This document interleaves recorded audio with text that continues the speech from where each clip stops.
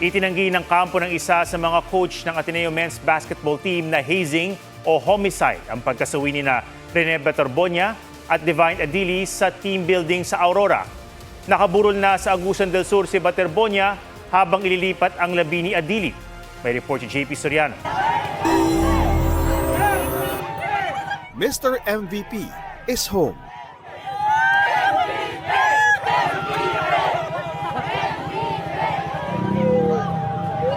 Luha at pagpupugay ang sumalubong kay Rene Betorbonia sa pag-uwi niya sa Talacogon, Agusan del Sur. Marami ang nakidalamhati sa kanyang lamay sa Talacogon Evacuation Center at Gymnasium. Sa Barangay San Nicolas, nahasa sa basketball si Bobet sa court na kahoy lang ang poste at board. Basketball. Unsa ka na mag-basketball? Unsa forma mag-basketball? Unsa forma mag-basketball, be? Unsa mag-shot? Pag forma shot, no? Patunay ang mga tropeyo at medalya sa tagumpay ni Bobet sa court. Sinong mag-aakalang sa mga ito na lang siya muling maaalala ng kanyang mga naulila. Mamiss ko sa kanya yung kanang mo uli siya dire nga pag uli niya daghan ang manghagad siya mong laag ang pinaka ko ang ginako ng tawagong nga ang tawag na mutawag siya sa ko nga kanang word nga pa mo uli siya mo na pinaka mamiss ginako siya. Yan na ang uling hug. Hindi ko na yan wala. At least nakita ko na sa uling sandali, nihakap niya ako, inahon niya ako. Sakit. Pinag-usapan kasi namin yan is, pagdating daw ng June, di na ako mamumblima. Kasi lahat daw provided na.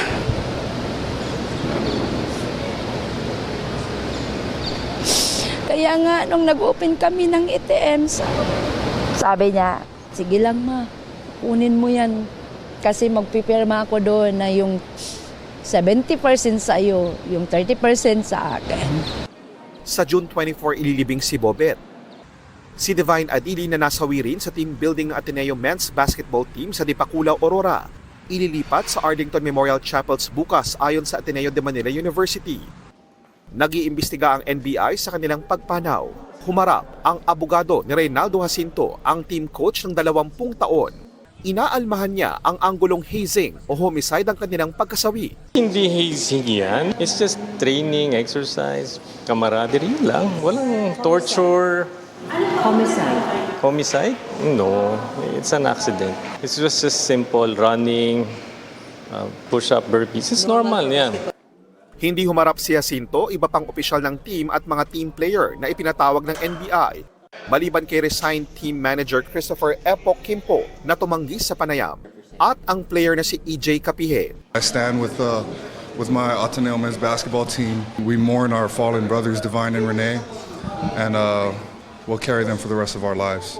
Mga abogado lang din ang humarap para sa dating head coach na si Tab Baldwin at coach Sandro Soriano. He was not in a good condition to appear. It's okay.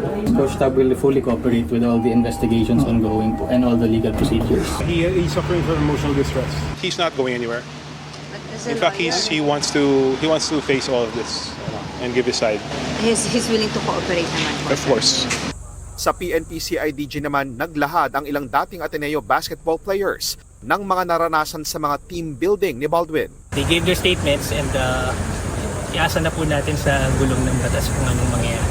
They gave their statements freely.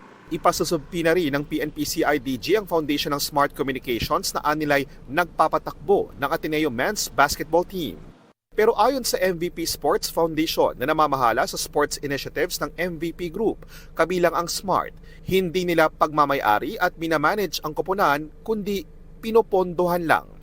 At kahit empleyado ng Smart si Kimpo, ang pagkatrabaho niya sa Ateneo ay sa kanya raw sariling kapasidad. Mula sa Agusan del Sur, JP Soriano, GMA News.